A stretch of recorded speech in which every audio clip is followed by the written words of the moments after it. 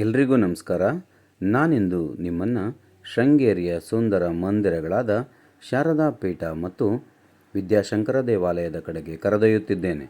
ಶೃಂಗೇರಿ ಇದು ಚಿಕ್ಕಮಗಳೂರು ಜಿಲ್ಲೆಯಲ್ಲಿದ್ದು ಅದ್ವೈತ ವೇದಪೀಠವಾದ ಶಾರದಾ ಪೀಠಕ್ಕೆ ಹೆಸರುವಾಸಿಯಾಗಿದೆ.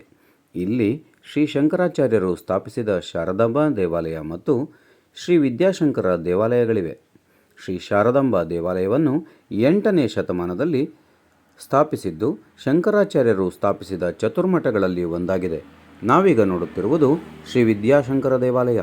ಇದು 14ನೇ ಶತಮಾನದಲ್ಲಿ ನಿರ್ಮಾಣವಾಗಿದ್ದು ಶೃಂಗೇರಿಯ ಜಗದ್ಗುರುಗಳಾದ ಶ್ರೀ ವಿದ್ಯಾರಣ್ಯರು ತಮ್ಮ ಗುರುಗಳಾದ ಶ್ರೀ ವಿದ್ಯಾತೀರ್ಥರ ನೆನಪಿಗಾಗಿ ನಿರ್ಮಿಸಿದ್ದಾರೆ.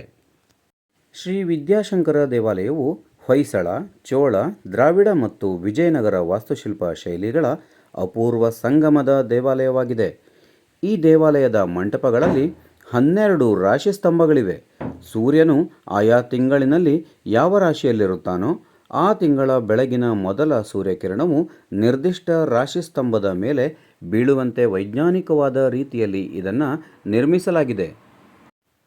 ಸುಂದರ ಶಿಲ್ಪಕಲೆ ಮತ್ತು ವಾಸ್ತುಶಿಲ್ಪ ಶೈಲಿಯನ್ನು ಹೊಂದಿರುವ ವಿದ್ಯಾಶಂಕರ ಮಂದಿರದ ಗೋಪುರವನ್ನು ನಾವಿಲ್ಲಿ ವೀಕ್ಷಿಸಬಹುದಲ್ಲದೆ ಸುಂದರವಾದ ವೃತ್ತಾಕಾರದ ಪೀಠಗಳ ಮೇಲೆ ಈ ದೇವಾಲಯ ನಿರ್ಮಾಣವಾಗಿರುವುದನ್ನು ಕೂಡ ನಾವು ಗಮನಿಸಬಹುದಾಗಿದೆ.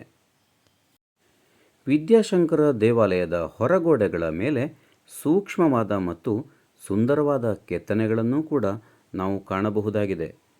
ಅಲ್ಲದೆ ಇಲ್ಲಿನ ದೇವಾಲಯದ ಗೋಡೆಗಳ ಮೇಲೆ ಪುರಾಣದ ದೃಶ್ಯಗಳು, ದೇವತೆಗಳ ಮೂರ್ತಿಗಳನ್ನು ಕೂಡ ಕೆತ್ತಲಾಗಿದೆ. ನಾವೀಗ ನೋಡುತ್ತಿರುವುದು ವಿಷ್ಣುವಿನ ದಶಾವತಾರಗಳ ಕೆತ್ತನೆಗಳು ಇಲ್ಲಿರುವಂಥದ್ದು.